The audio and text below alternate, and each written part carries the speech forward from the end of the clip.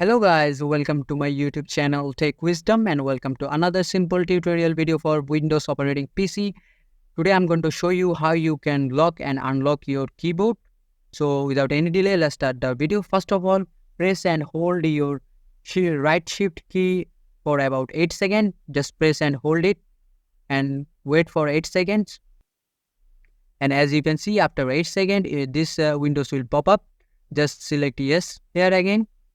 And now, as you can see, I cannot type anything here because my keypad is locked.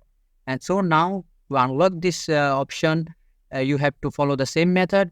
Press and hold your right shift key about 8 seconds.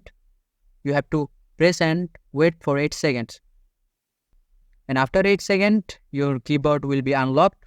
Just you can see my keyboard is working fine.